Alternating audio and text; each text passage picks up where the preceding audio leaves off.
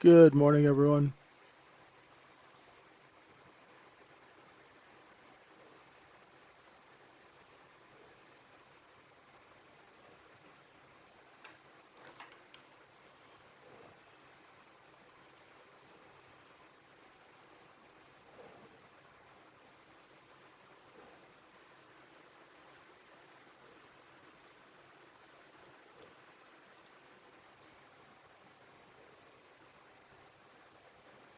Happy Friday.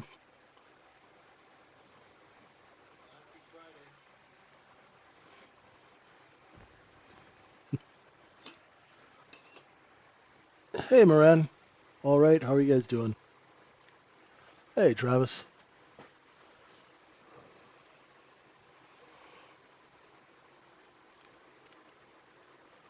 Oh, goodness, goodness, goodness.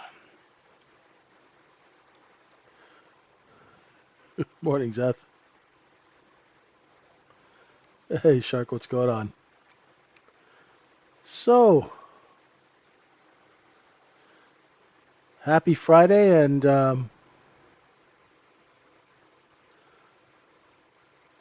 as we were talking about in the Globex session this morning, overnight inventory was short, and now it is shifted, where the value area, the blue stuff, is above yesterday's close. So now we're about 73% long. Hey, Elsie. Yeah. So overnight inventory is 73% long. Once again, are we going to open above yesterday's high on a gap, or are we going to open back inside the range? Right now, it looks like inventory is corrected from the high, the overnight high, and it's just going back and forth over yesterday's high. So we'll let the larger traders work that out. And here, really simple. When the market opens, if it can't take out yesterday's high, you'd look to short it down to the close. That's the obvious trade.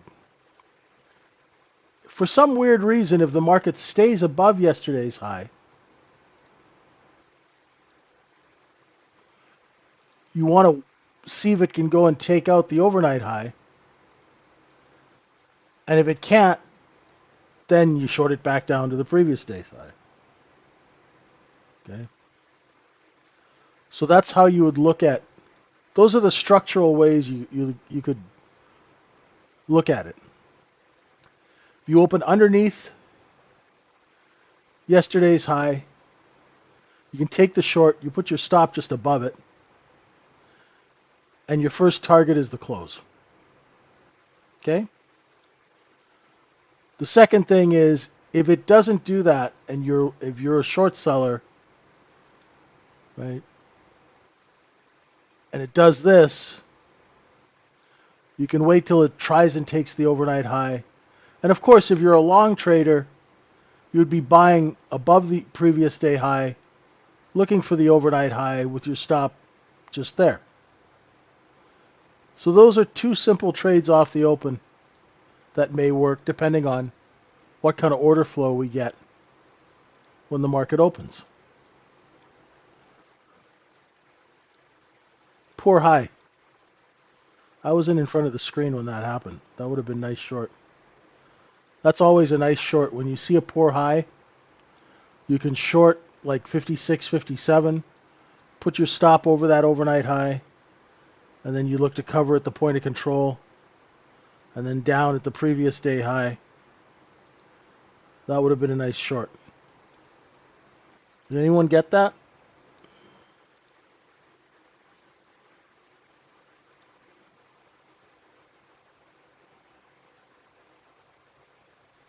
No? Okay.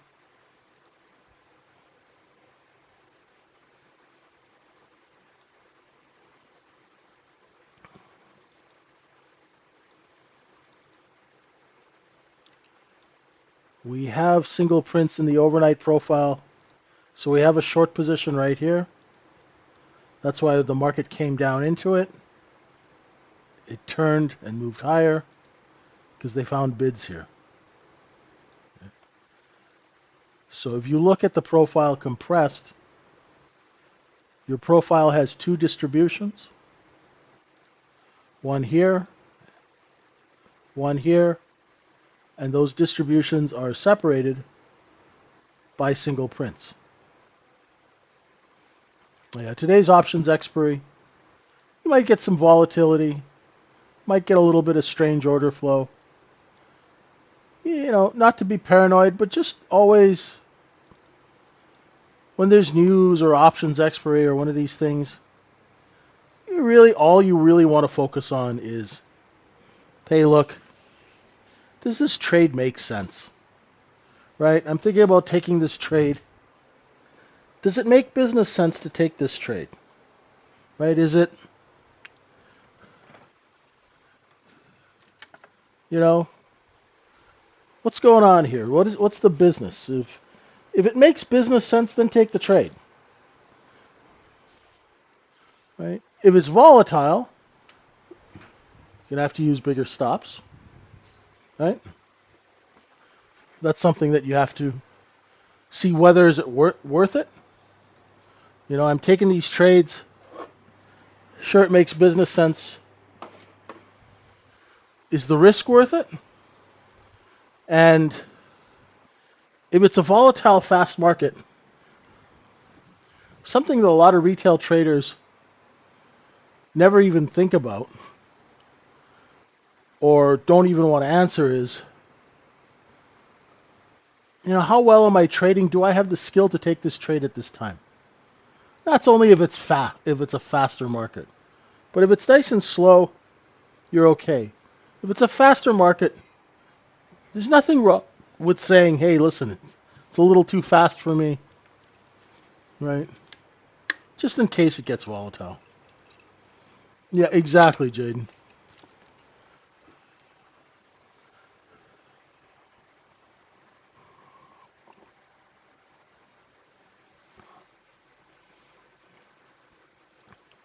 So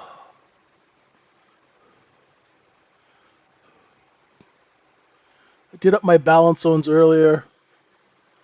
They're 59, 31 and 3/4 to 35. Double them again to 41 half. Double them again to 54 half. And if you stick 8 of them on top of each other, you're looking at 59.80.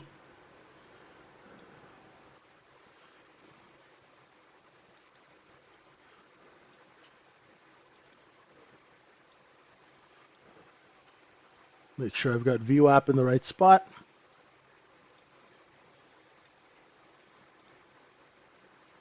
Tagged it, reversed.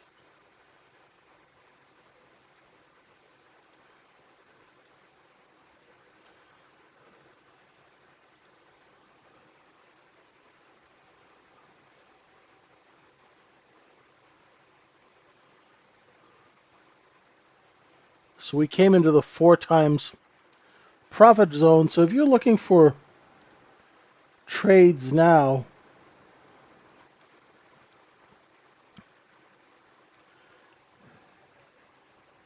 I don't like trading in the middle. If you're long off of VWAP, you're going to get some selling as you come up into the 59.50s. Let's make that nice and clear. Oh, it's good to get sleep, Jaden. It's pretty tough trading when you're sleep deprived. Hey, Alexander, how you doing? Hey, Cashflow, thank you so much. Appreciate it. Really appreciate it.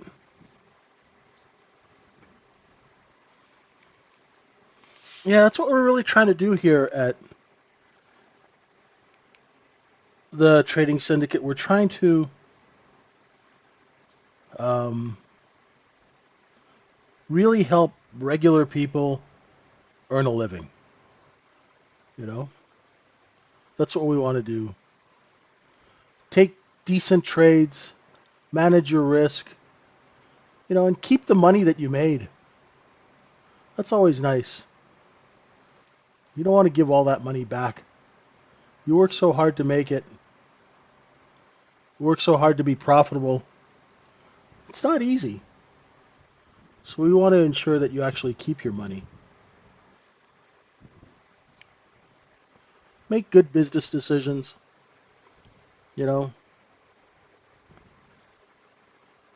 instead of always chasing the market and scavenging for trades.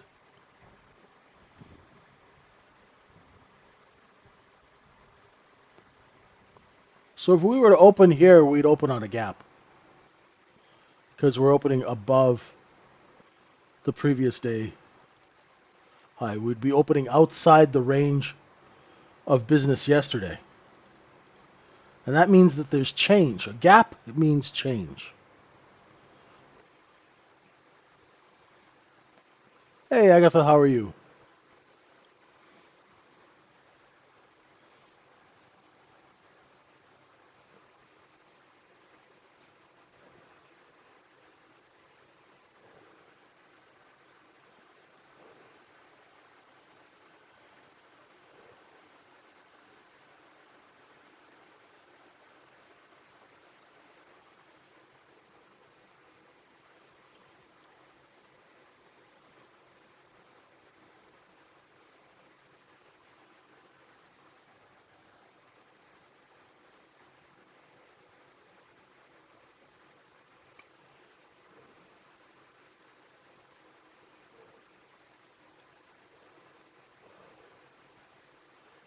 Just looking at the daily here.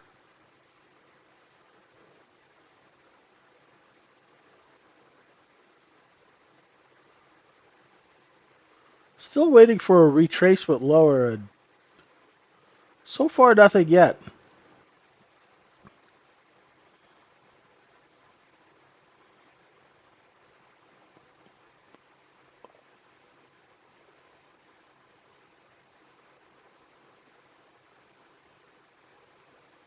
Sure, you sent me an email? Okay,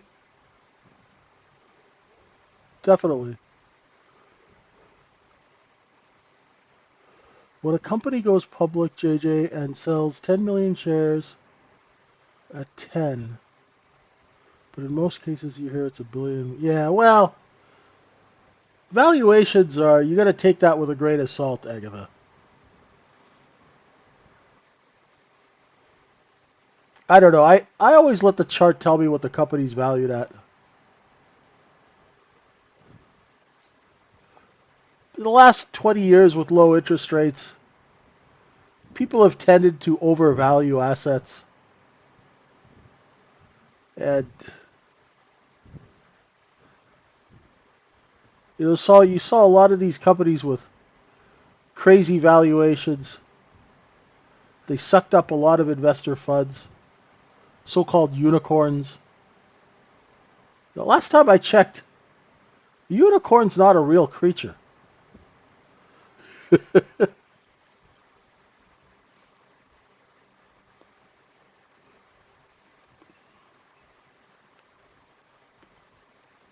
Don't get me wrong, I got nothing against capitalism, but sometimes reality is a little bit different. Point of control slowly creeping up here.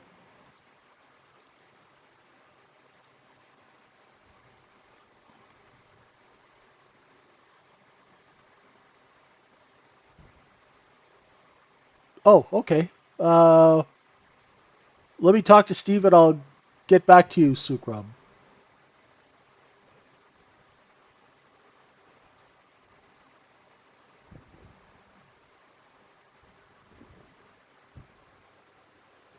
Hey, Jam, what's up?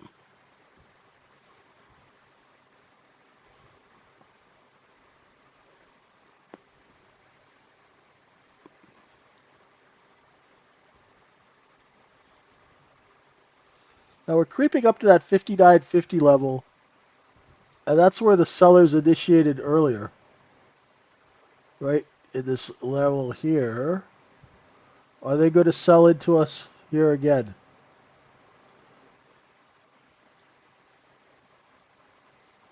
I would.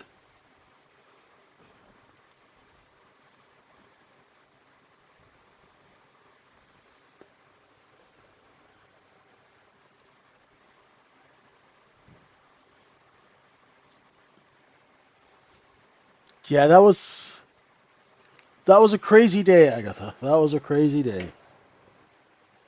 God, that seemed like 3 or 4 lifetimes ago.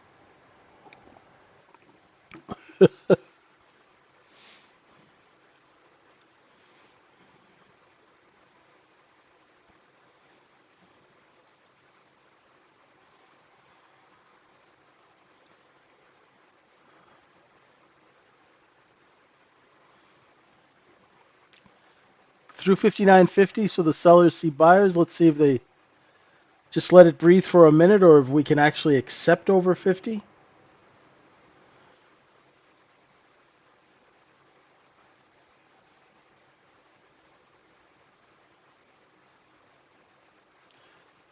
The volume's a little light, eh? You know, guys notice that?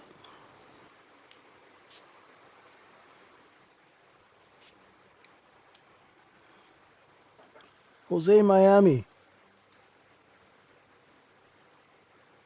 welcome.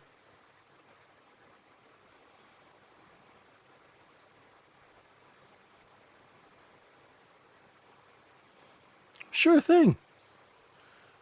Actually,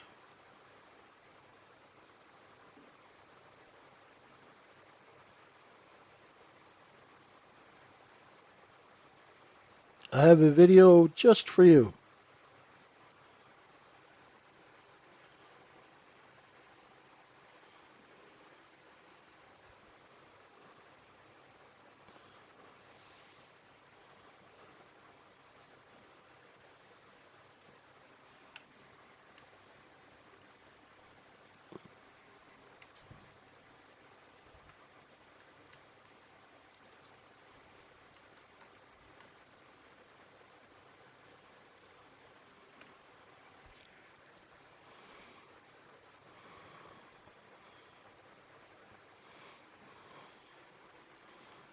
That seller is at 60 again, eh, folks?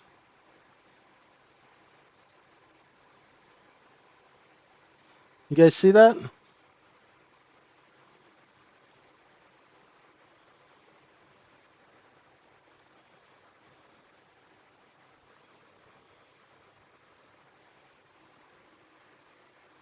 Right, we looked above that white line and came right back under it because the seller's engaged.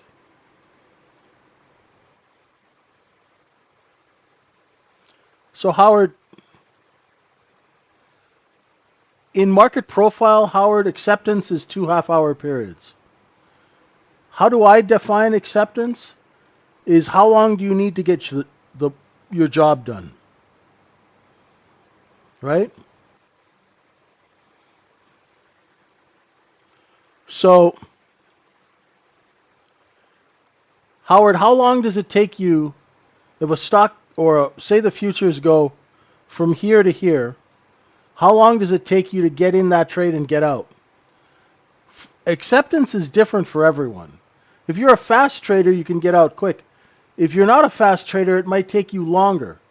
So if you're a slow trader, acceptance is longer. And it depends on how long you're trading for.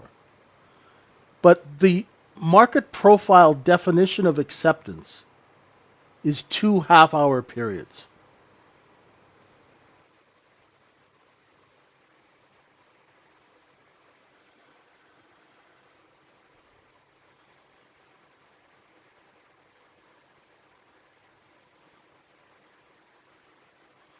Now let's see if that seller's still there at 49, 49 quarter.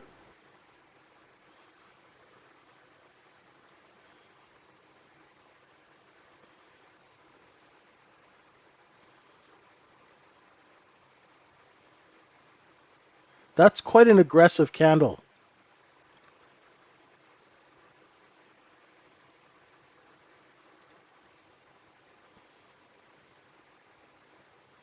They stopped selling right here. So this might be our little opening rotation. Let's see.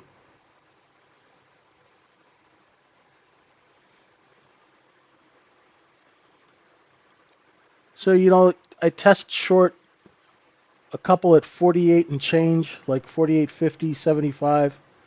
I got a 47 and three quarter bid in for one, 47.50 bid in for the other. I'm short just at 48 and three quarters on those two contracts. Bought one back at 48 because I'm not getting hit on the bid. And let's see if I can get covered at 7 and three quarters. And I'm just scalping to just see whether or not offer's moving up on me. Took the offer and covered the last one at 48 half. Okay. So I was just shorting against the seller here. And I couldn't get anything cheaper than that, so I covered the trade. And also, market's going to open soon.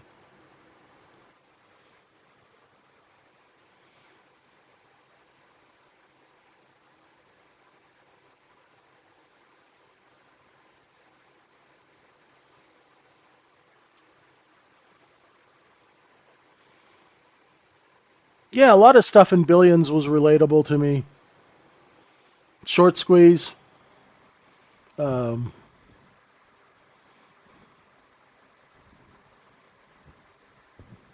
Watching blocks print after the close and knowing what they actually meant. Um,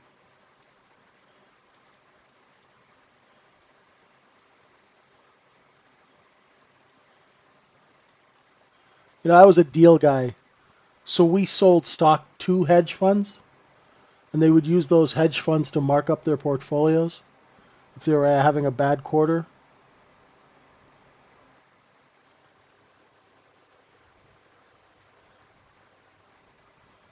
Oh man, sellers really got active there at 48.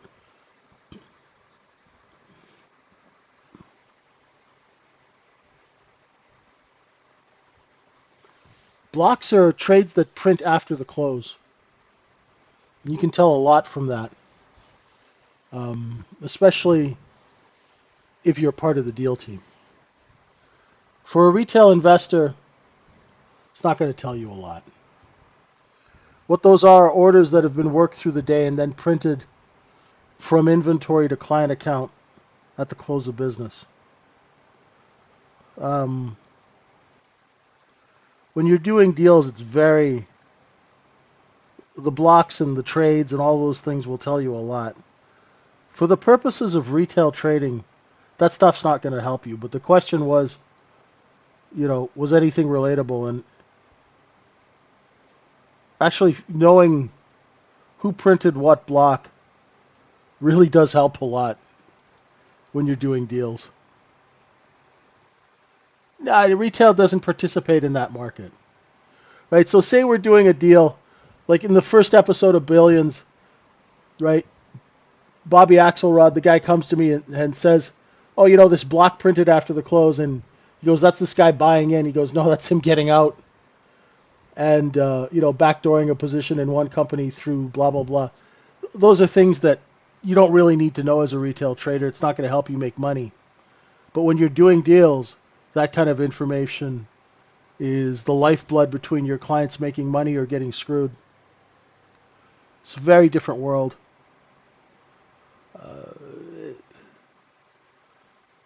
See, most people think that this stuff's all random when none of it is. If you're working a 5 million share buy or sell order, trust me, nothing is random.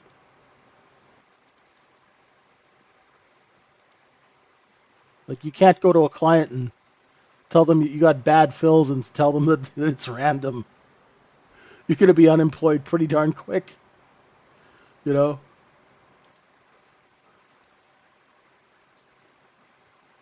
Order flow is created by agenda. People don't just randomly put orders into a market.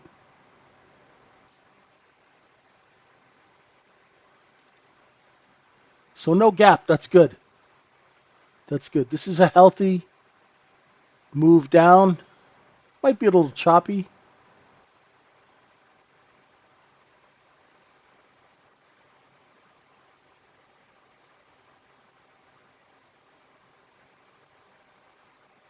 Yeah, let's fill these singles.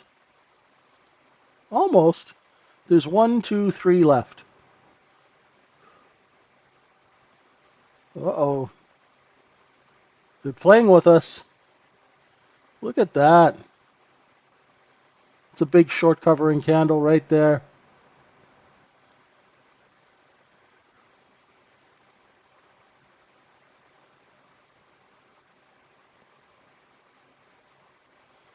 Okay. It was kind of sleepy before, right? Hey, Ron, how are you? It's kind of sleepy. All right. Let's get frisky.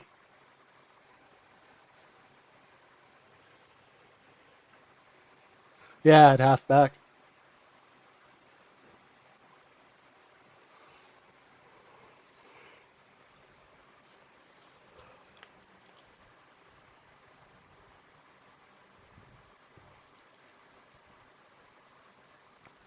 The biggest rule, Michael, is an institutional is to sell your stock before everybody else does. It's really basically a glorified game of musical chairs.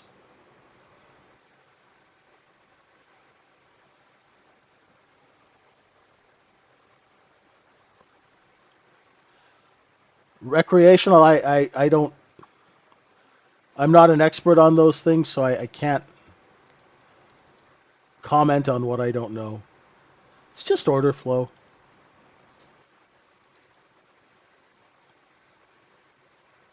Little look below and fail of 41 and a half. Ah, look at that. We opened right at the previous day high. So no gap. I'm looking for sellers.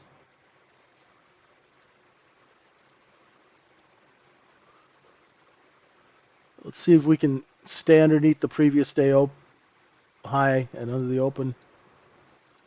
Right. If you can be looking to, if it breaks 40, you can short it down to 36. I'm short 41 and 5/8, covering the 38s flat. So I was just short here. Not the greatest trade location, but my stop was just here.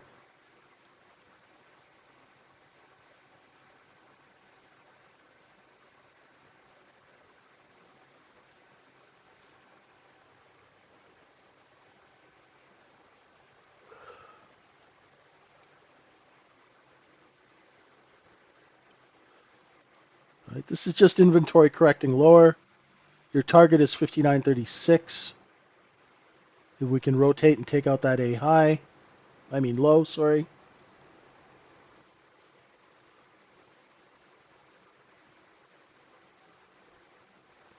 And we're looking for a correction. If we take out 36, the next area would be 59.34, yesterday's close.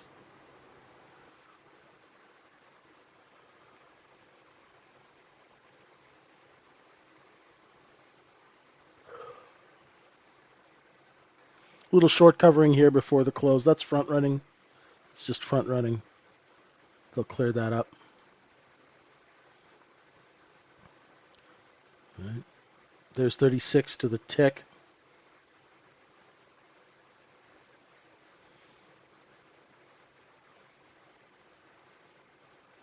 Now if they sell into it in the 37s, you can stay short down to 35. Try and tag the close. There should be some front running here, just so you know.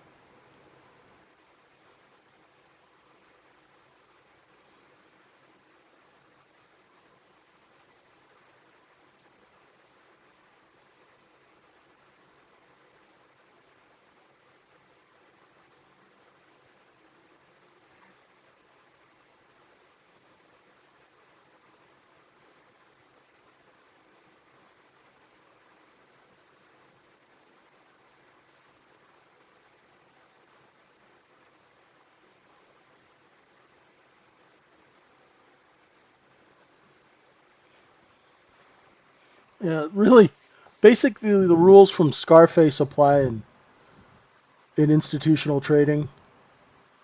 Number one, never get high on your own supply, which means never think that just because you're short, the market's going to go down. There has to be a seller. If there is no supply, there's no short. Right? See, here we have sellers at 38 and a quarter. As soon as the market starts lifting over 38 and a quarter, and then goes up and lifts over 39, you start to lose your supplier. That pushes price down. The second rule from Scarface is never underestimate the other guy's greed. That'll get you into a lot of trouble. Those are the rules. It's a very good hoodlum movie, but there are two rules in that movie that really apply well in finance. There's 35. Come on. Oh, one more tick. Come on. Come on. Give me one more tick. Oh, don't tease me.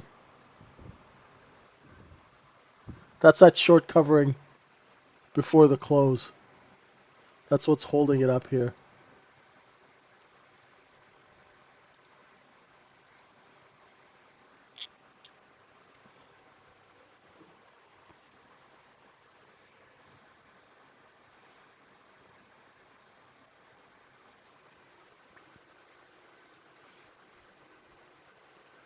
We're right basically at the fat part of the overnight. So let's see if we can hold that. If we break the close, you're looking for 59. Get rid of this level here. If we take out the close, you'll be looking for, we're coming into this 59.28 and a half area here. If you are long, remember inventory is above us, so there will be sellers.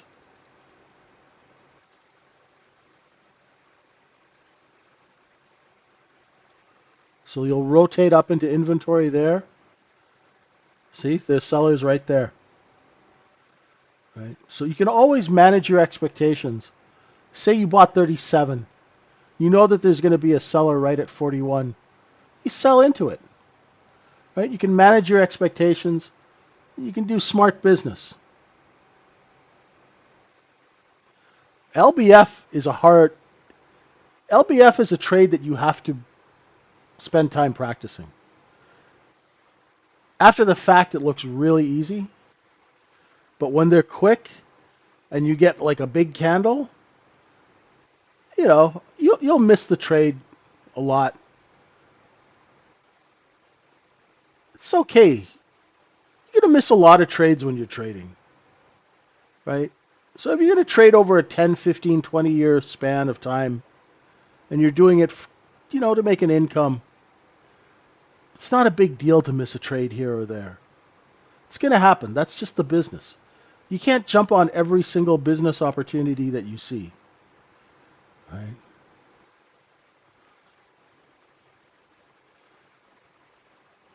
And if you're okay with that, those are a couple of things people have to learn how to be okay with. One is missing an opportunity. You're not really missing anything because there's always going to be another one. And the other thing too is being wrong. You're going to be wrong a lot.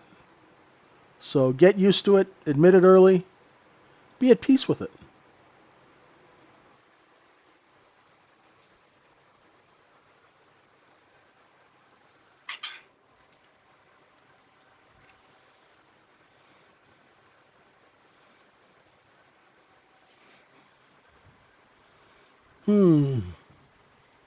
We're just kind of hovering above the close here. I'm expecting the market to go and hit the close at 34. If it doesn't, we'll rotate higher. But the cynic in me tells me that we're going to hit it.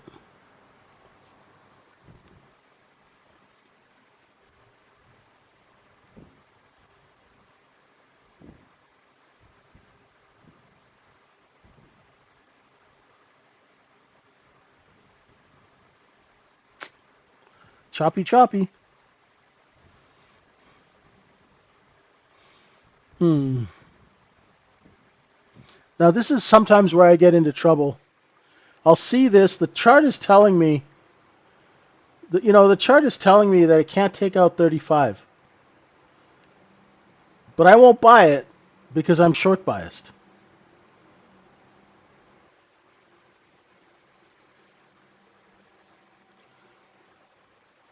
right? I'm looking at this as a look below and a look below 35 and fail.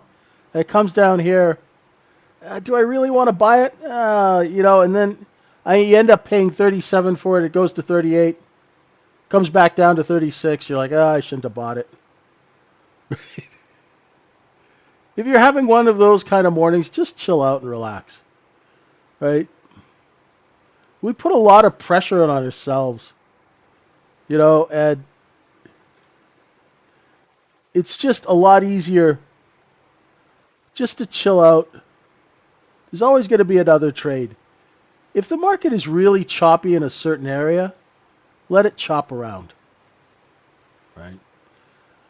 A way you could get past it is if you buy a little position here and you use the bottom of these candles as your warning and out, and then put your sell orders here. So as the market goes up, you're not chasing it. It'll take you right out of your position, right? You build a little position here, and then you sell into this strength, right? That's sort of the better way. Sometimes it's hard to scalp a choppy market, right? Like it's really hard to to get in there and scalp a choppy market.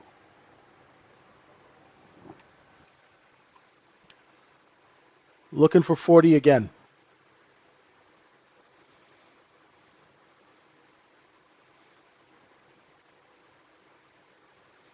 You see how the volume's building up here? That's what's happening here, right? You have liquidating traders into wholesale hands and hopefully back up over VWAP to sell. That's the dream, right? Look, little white lines working again. I don't like anticipating, and that's hard, Michael. When it's choppy, I'd rather if and it's a big if the market is choppy and if my brain is working, I'll build a little position here. But I'm not looking to sell it here. I'll be selling it because I know there's a seller here. So if I buy position here, I want to get out before these people take my client, right? These guys are waiting here to take your customer. So if you're long here, you want to sell into that strength before they take your customer, right? That's how you trade chop. It's very hard to time it perfectly. So sometimes you got to build a little position. Now watch the lows of these candles. I would wait until we did a look below and fail to go long again.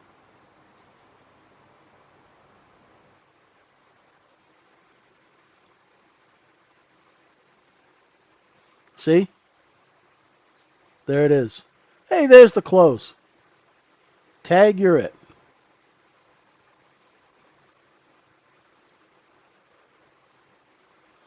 Let the large traders work out a level and don't buy it because it may do this and take out the 31 and 3/4, which is just right here.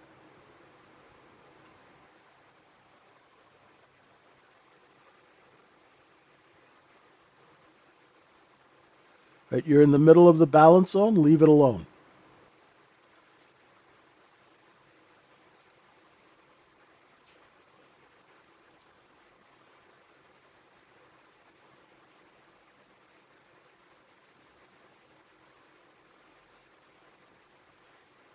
So what's the obvious trade that I missed? Shorting against where the sellers were and putting my stop there. Right? Maybe I'm a little slow mentally because it's Friday.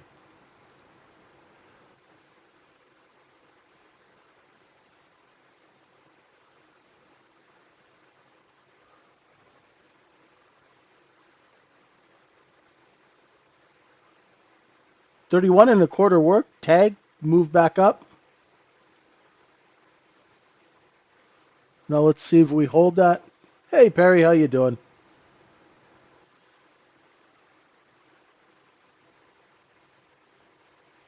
Exactly. Right? And I should have said that. Here's my old man sermon preaching. Friday is the day that you hang on to the money that you made all week. If you did not have a good week, do not try and make it back on Friday. Right? There's nothing wrong with trading on Fridays, right? But just only take good opportunities, good setups. You know?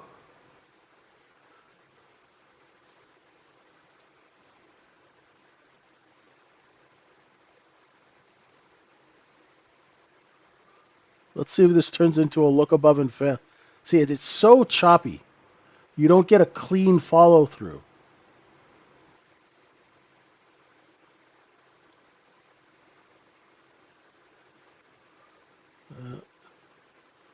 So if you're taking a long over 35, you got a problem right here at the top of that candle. There you go. Take them. There we go. Gee whiz. You have to have your sell orders out. Otherwise, it's so choppy.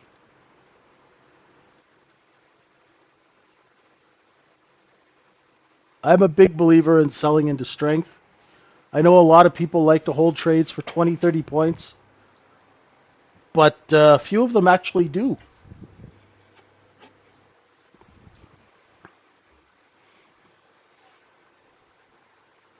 That's the problem. I'd rather make 2 points here, 3 points there. And if you don't overtrade at the end of the day, you can do 15, 16 points on 2 to 3 contracts. You make a decent living. You can make some extra income. You don't really have to overstress yourself. You can be done on the golf course. For those of you who like to golf,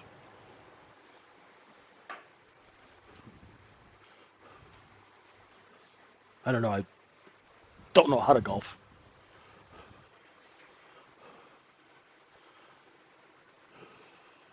You know what? I don't know anything about OPEX and the pinning. I have no idea how any of that stuff works. And even Perry, even if I did, I would have to find a way to incorporate it into an execution strategy that managed my risk. So if I know they're going to pin it somewhere, how do I trade that? You know what I mean? Like a lot of people talk about this stuff, but how do you actually trade it? Right? So this is going to happen, and gamma's going to do this, and delta's going to do this, and phi beta kappa, they're having a kegger. I have no idea how to actually trade it. Right? I know here, if the market fails to look below a level, I can buy some, put my stop here, and sell here. Right? I mean, I like blue collar trading, right?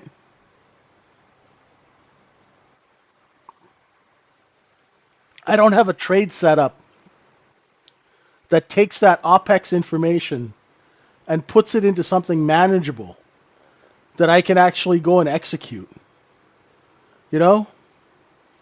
That's why I don't talk about a lot of these things, because I have no way to help you guys translate that into actual money. Right? And there's a lot of stuff that's talked about with markets that don't actually help you make money.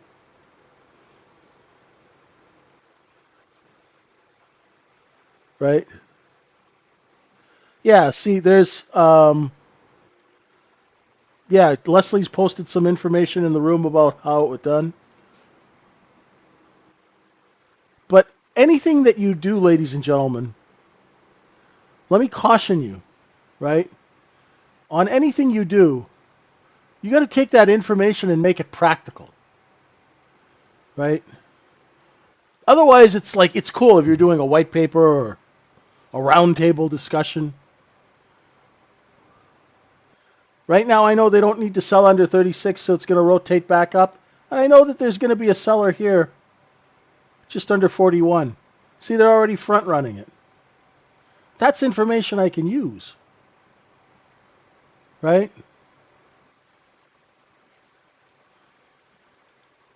So if I was long 35, 36, I'd be selling into these 38, 39s.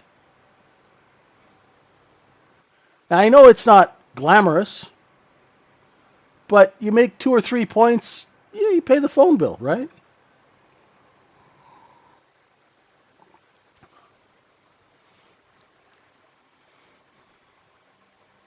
I don't know. That's just me. I like stuff to be practical. And when I started doing this, a lot of people would say, oh, you got to look at this, you got to look at that. You got to correlate the price of, you got Delta, Gopher, Alpha, this and that. Well, where do I put my trade? Where do I put my stop? And why?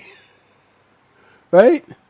Here, if I'm short, I put my stop above that white line. Right? And I try and cover here because I know that they stop selling here. Right? It's simple. But, correlating NASDAQ and the price of birdseed versus, the Delta, what is that thing they talk about? Delta divergence. I don't even know what that is. Right? But I do know what a rotation is, Travis.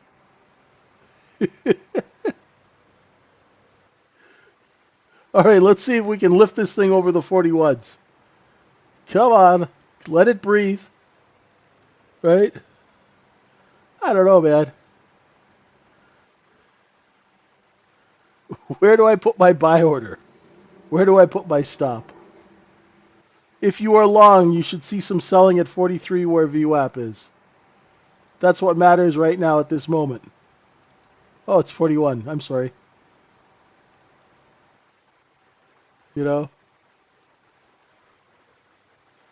There's a lot of information out there. How much of it is actually useful? And in our room, that's what I try and really work with people on, is getting them useful information, that is, as they say, actionable. Right? So you can actually take it and make money from it. Just keep it simple.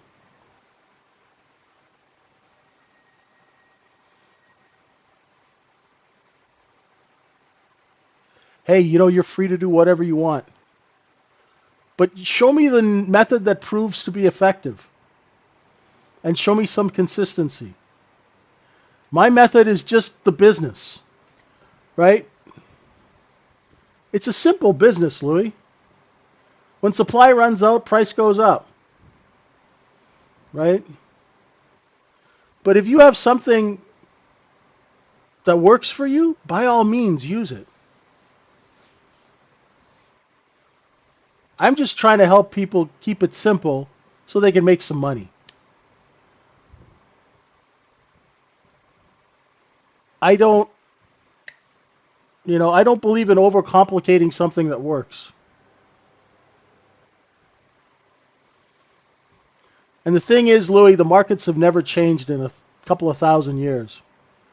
They get more efficient with technology. But if you know anything about finance, markets never change. They're a distribution mechanism. Swing trading?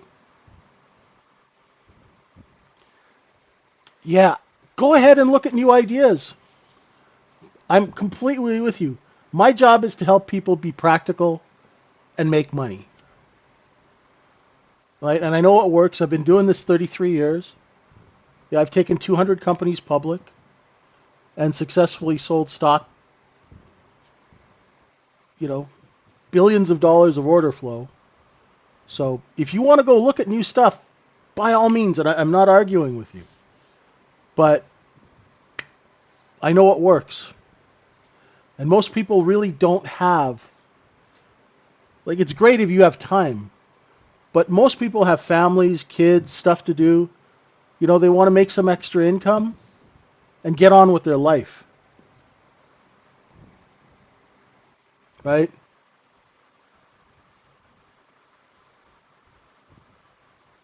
Like right now, I know there's a seller at VWAP.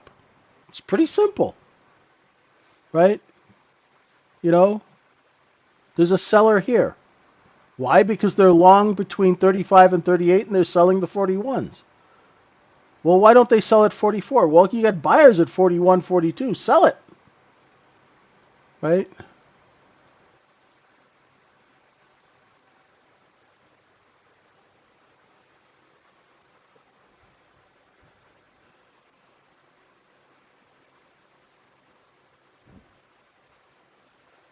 My VWAP is anchored, Steve, at the 6 p.m. New York Open. So my VWAP is 23-hour VWAP.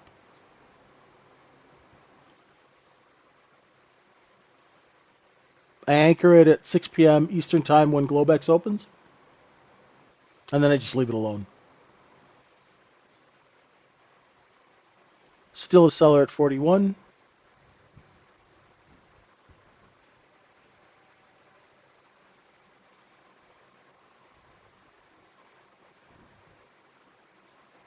The less things I have to look at on a screen for me, the better.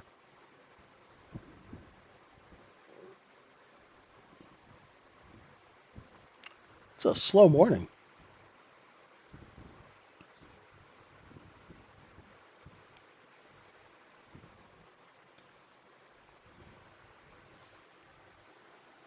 If you look at the market profile, you can see that essentially what we're doing is we're just filling out this area here between the two distributions, that distribution and that distribution. So we're just filling out that spot right here. Not much going on.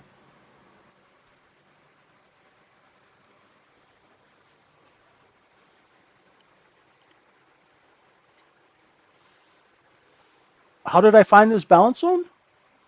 I came up with it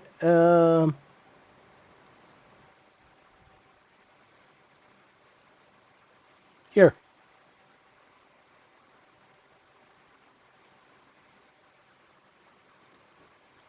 And I post them in the room every morning at about 1 o'clock, 2 in the morning, New York time.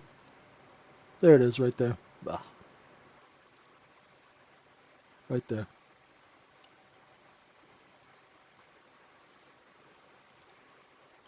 So every day in the room, I put the balance zone and I show you why I have that balance zone. Balance zones are based on two-sided business. All right, above VWAP, looking for longs up to 44 and 3/4.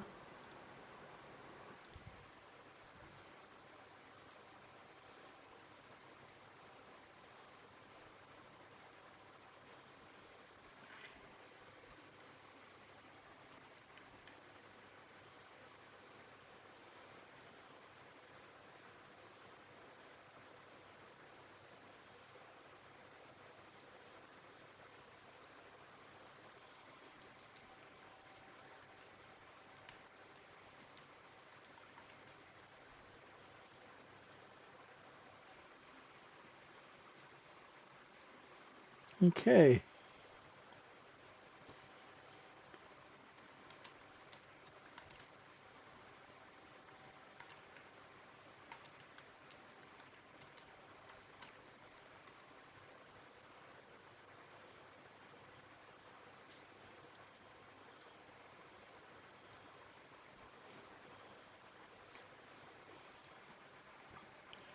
Boy, it's slow, isn't it?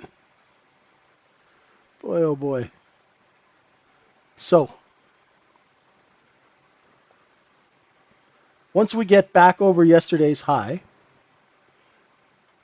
anybody who's short underneath it will be bid to cover.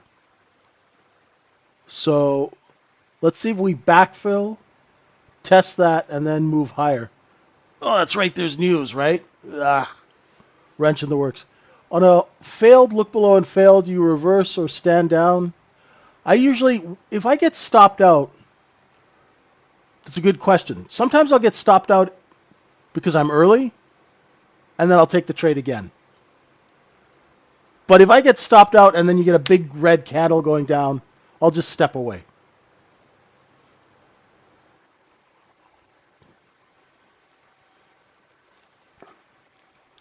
So depending on the situation, like if I do a look below and fail and get stopped out because I'm early, because that happens a lot to me.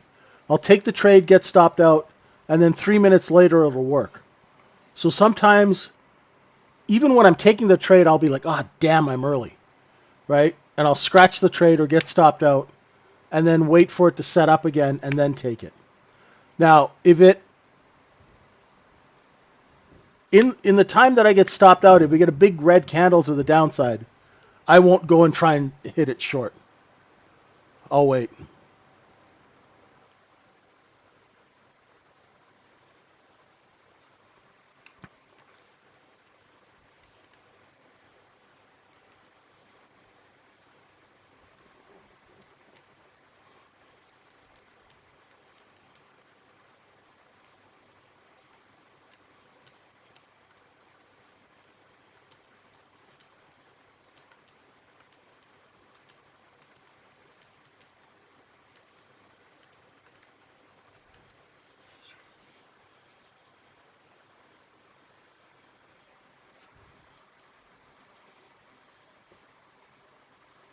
I'll wait another 10 seconds, right? Let the news pass.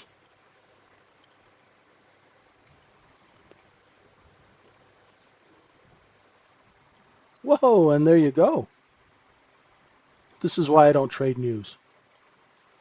The order book just thinned out to nothing.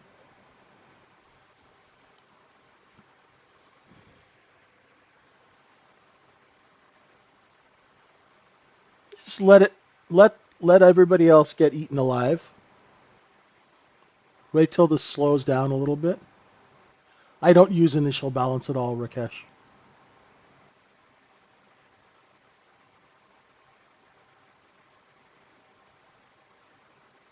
Like I say, I've come up with a pretty simple method of taking trades, and it's just based on common sense. It's based on the business, and that way we have less to look at, right? So you can keep your execution nice and clear, right? Because you don't want to be looking at too many things when you're executing. You have a trade setup. When the market matches that trade setup, then you execute.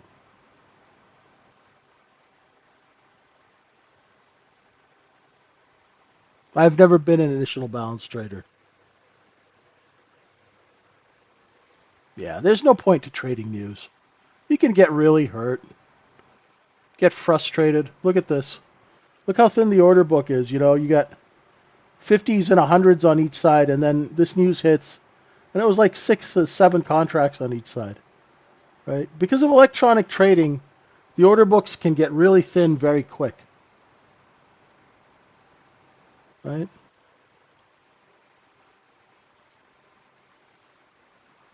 Listen, there's no heroes in trading cash flow, unfortunately. There's no such thing as a mental stop. I use hard stops. In these markets, you're just playing Russian roulette if you're using mental stops, because I guarantee you cannot move as quickly as an algo. I guarantee you cannot move that quick. And retail traders always freeze because they're not used to working under pressure. All right, let's see if we can stay above 41.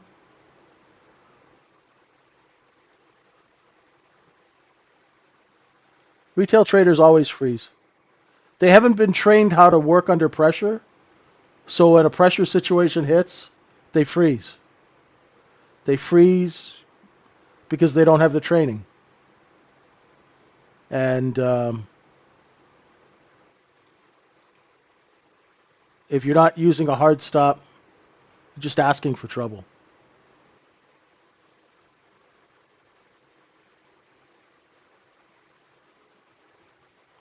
if you think about it, when you enter a trade, you're entering a business transaction. How many business transactions can you actually enter where you get to insure that transaction? So, I'm going to buy this piece of real estate or whatever, or invest in something. I'm investing in a startup company. The stop actually lets you get most of your capital out of that transaction if something goes wrong, or if you're wrong, right? It also insures your account. In a market where you have 40, 50 point candles in a 1 minute candle, all you need is one tweet to wipe out your account.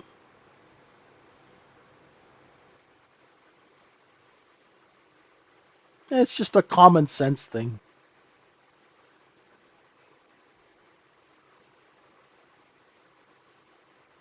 I never encountered the mental stop thing until I started hanging out with retail traders, and I was like, what's a mental stop? It's like, are you wired to your computer with your brain? You plugged in? You know, you'll never move that quick.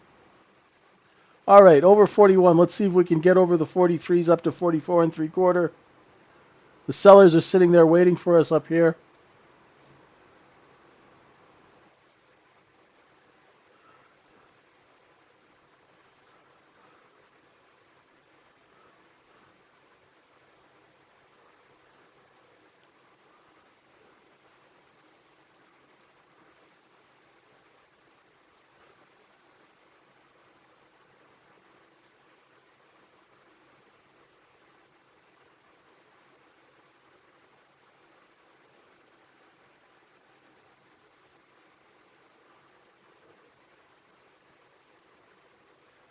Just creeping along.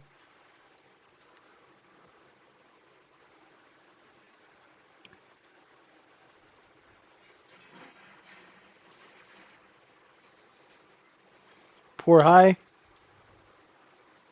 one tick of excess. So the sellers are competing there, confirmed by market profile. Now it's going to backfill, right? Let's see where we catch the bid. No. And if we don't catch a bid and get back up over 41, you'll be looking for 38 and a half.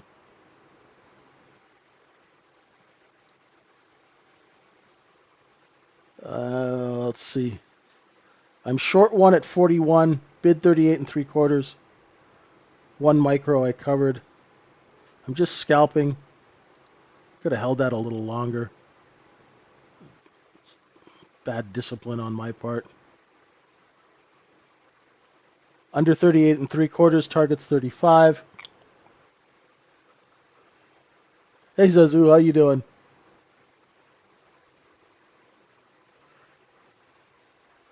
You need more coffee for this? Yeah.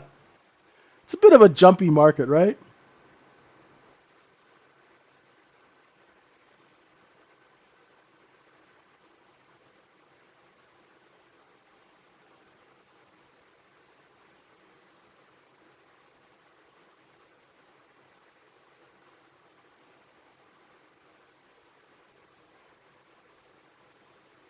Yes, definitely shark. Poor A high, right?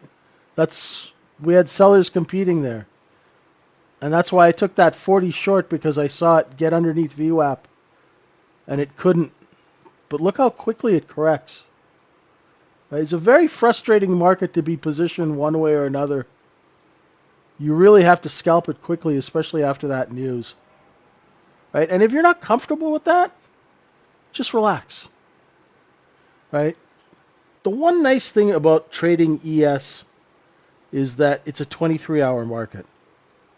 And oftentimes I will have actually made my money before the market opens, so I can kind of relax and do some teaching and things like that. Because when the market opens, sometimes you get a lot of unpredictable order flow, where Globex is a lot more predictable. And it's a little slower. So you don't have to be all like hyper caffeinated. You can make your daily bread and just chill out. It's nice if you're in UK or Europe. You can take advantage of that. You don't have to be up at 3 o'clock in the morning.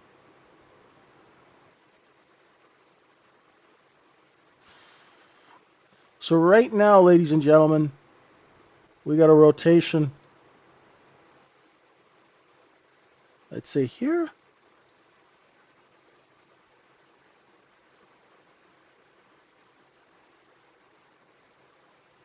Oh, that's good. Dollar man. Let's see if it does a look below and fail of 37. Just curious.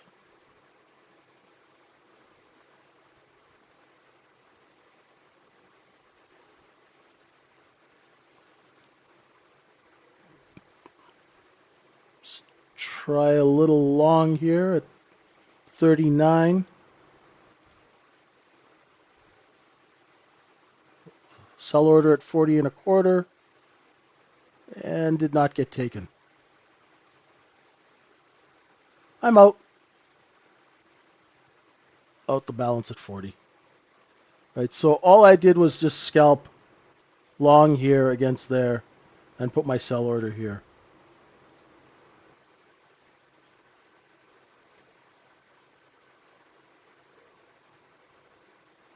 So I'm just scalping the box. Right, that's all. I drew that little box here. So when the market gets down, does a look below and fail, you buy a little bit, put your stop there. And now the target should be the top of the box, but VWAP is kind of a bit of a killjoy. It's sitting in there, and I know there's going to be selling there. So that's why I'll sell into that.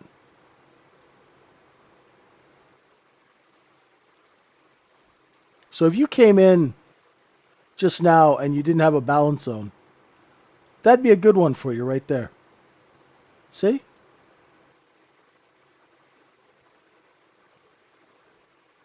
Because you've got this back and forth in this box. So how you trade it is when it looks below and fails, you buy that, you put your stop here, and as it rotates up, you sell into the strength that is caused by lack of supply. Right? Does that make sense? Right? Because of the concept of rotation. And people will say, JJ, what does rotation mean? Rotation means rotating inventory.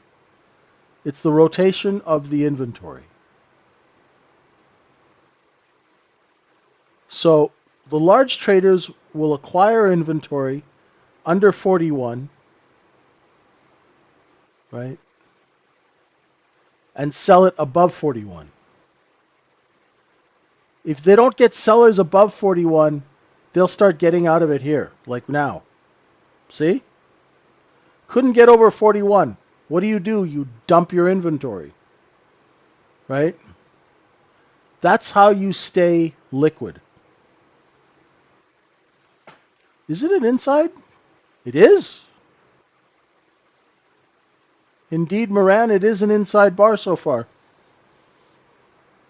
Hey, Cryptomania, how you doing?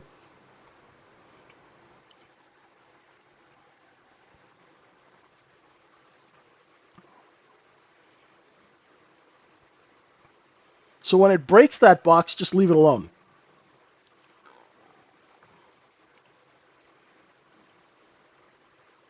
Don't try and buy it now. Because everybody in that blue box is now long, and they're puking out. And that's how you find balance zones. You see that two-sided trade, and that two-sided trade tells you what the business is.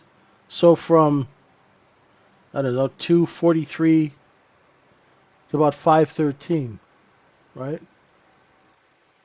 Hey, Gold Coast Joe, welcome. Hello to the people in Ghana. That's cool, right? So when it comes back in the box, you know, If it holds, watch, it's going to come down and test. If it holds, you can buy the 38s, and your risk is defined by the bottom of the box, right? So if you're long, right, and if it takes out, then you don't lose a lot of money, right? Your risk is tight. But, and also it tells you the business reason for the trade is that nobody needs to sell under this level. But if they start selling under that level, then the business reason for your trade doesn't exist, right? So you buy a couple at 38, sell one at 39 and a half, and put your sell orders out, right? Out at 40, make a couple of points. Oh, take me at 40 and a quarter, you dirty, rotten bastard. Come on. No, I had to sell it at 39 and a half, right? And that's how you scalp it, right? That's how you use chop. Chop is a business, it's when business is slow and wholesale traders are working both sides of this box. It's two-sided trade, right? So sometimes the box will get smaller, right? And there'll be a buyer under here and a seller up here because there's no takers up here.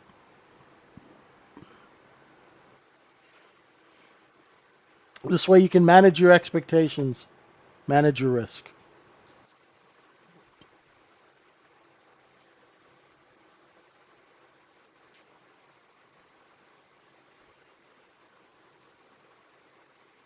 So if we don't get above 41, you're going to take this box and go like this, right? And the rotations are getting smaller, right? If the rotations are getting smaller, that means business is starting to slow down. End up lopsided? Okay, you can work on that. That's not a problem, right? So now you can see that there's obviously a seller at 41, right? Which is where VWAP is, so that makes sense. But if you can't get above VWAP, then the rotations are going to get smaller, and you can manage your expectations. So you're not buying 38 looking for 43, 44.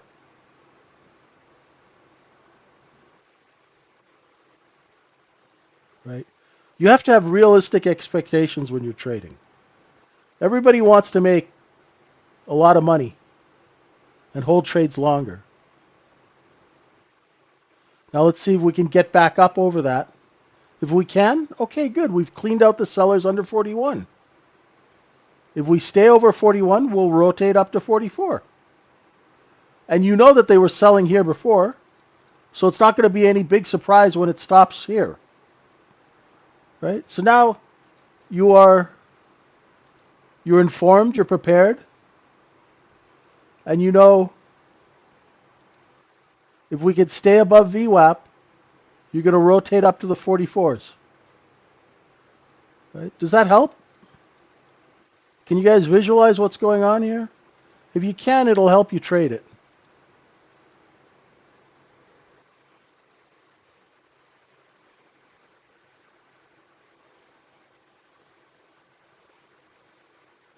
So we hit 43 and the seller stepped in.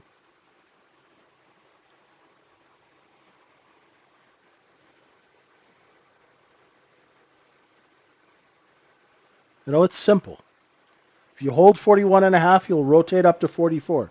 You know that there's a seller at 45 and a quarter. So they might sell 44 and 3/4. Right? Oh, how is the coin of bitterness this morning? I haven't even looked.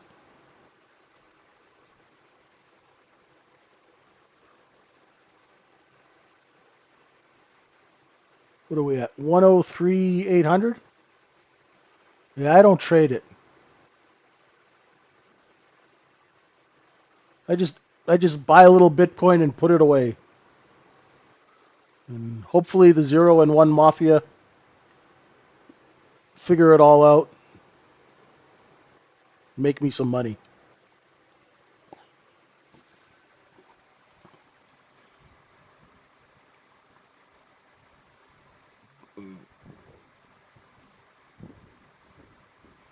All right, let's see if we can repair that poor high. If we take out, see, look how the market hit that white line to the tick and backed off.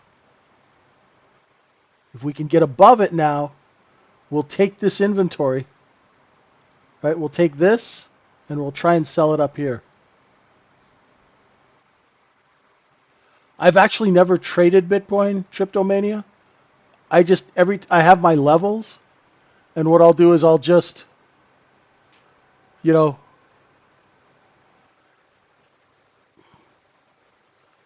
when it gets to certain levels, I'll just buy a little bit, and put it away. Just put it away.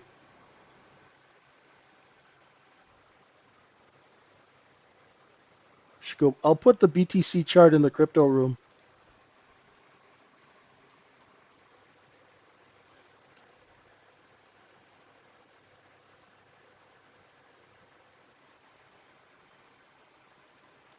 A port high tells me sellers are competing.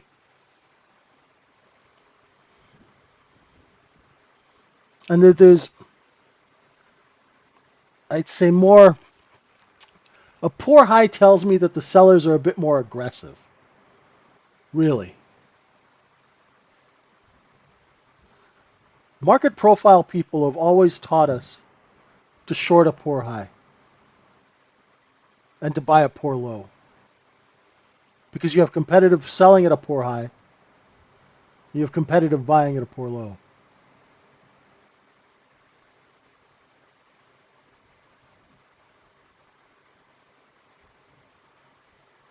I don't know what that means, Rosmark.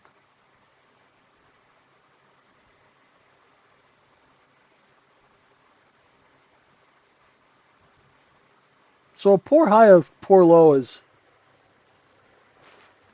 less than 2 ticks of excess. It's a market profile thing. This high is not a poor high. It has 1, 2, 3, 4 ticks of excess. And it was much more, it was much more relevant pre-computer trading, right? Because the excess would show a more natural end to an auction. Whereas now algorithms, they stop buying at very, very exact places. There's no emotion, right? That's why I don't trade off market profile. There's about 4 things on market profile that I use. Where the cost basis is, poor high, poor low, single prints, and where the stops are on a half hour. You can use a candle chart for that. All my execution is done off the 1 minute candle. Like if I wanted to short this now, right, it did a look above and fail where that white box is. So if you're shorting 44, 44 and a half, you put your stop at 45 and a quarter, 46, and see if it rotates down, right? So your risk is defined, right? And if it starts lifting over there, you can scratch the trade, right? The business reason for the trade is that people need to sell under 44 and 3/4. If they don't need to sell under 44 and 3/4, there's no reason to be short. So you very quickly know if you're right or wrong. Right? There it is. See, I was a little early. Right? A little early. Then this is the look above and fail of that blue box. You'll be looking for 42 for a cover. Right? And this is the rotation I was talking about. Right? Look below and fail. Look above and fail. Right? And it just targets the edges. Right? So you don't have to trade the middle. You just wait and trade the edge.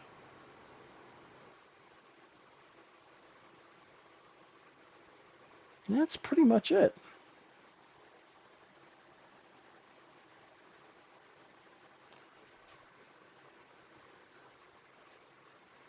So thank you folks for being with me this week. Please, if we can get you to like and subscribe to the channel, that helps us. And if you want to learn how to trade using practical common sense, without a bunch of double talk, give us a shot at the Trading Syndicate.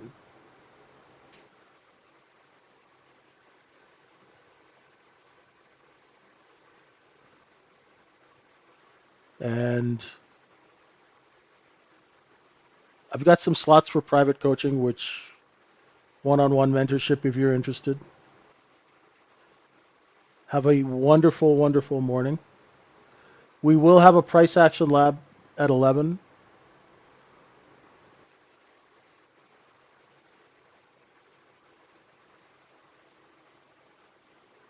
So folks who are in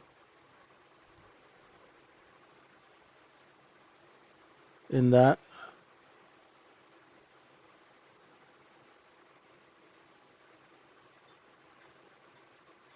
thanks everyone for being with us. Have a wonderful and safe weekend. Get out from in front of the computer, enjoy the sun.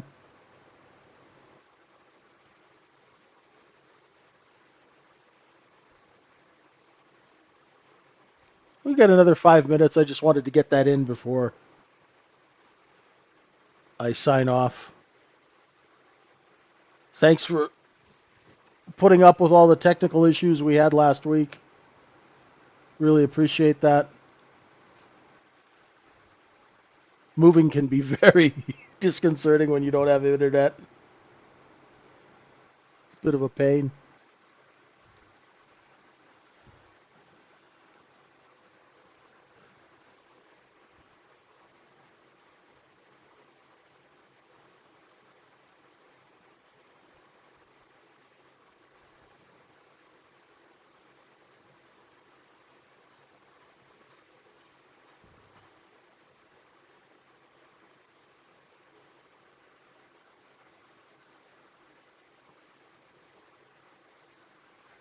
This week went so fast, so quickly.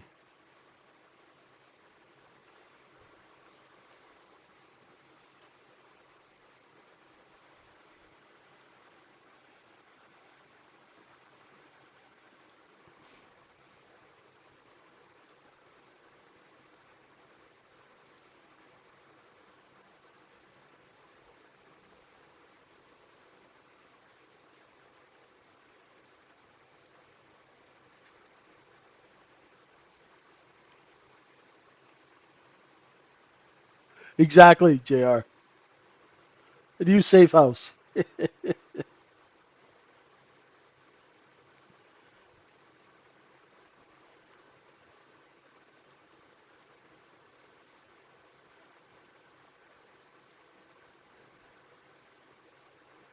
uh, Here we go. Let's see if we can get over the overnight point of control. Your first real target. Now, let's see. Let's give you guys some good info so you can trade. That 51 area, you're going to have sellers. So what might happen is they'll take this and they'll sell it here. So it might chop around here.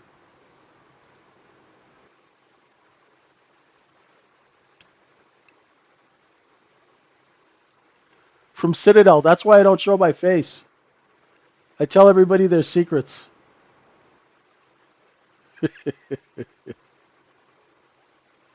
Right? I've broken the code of Omelta, right?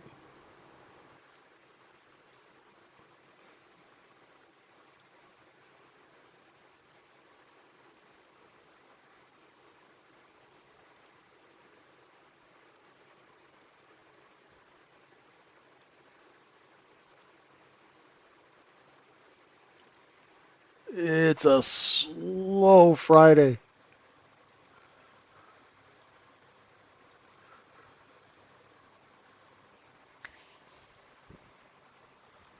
Now let's see if that 45, 44 and 3/4 area. Let's see if this acts as support, or do we get back into the blue box? If the position is secure under 45, we'll bounce off of it higher, right? But if sellers have to compete, we'll come back down to VWAP.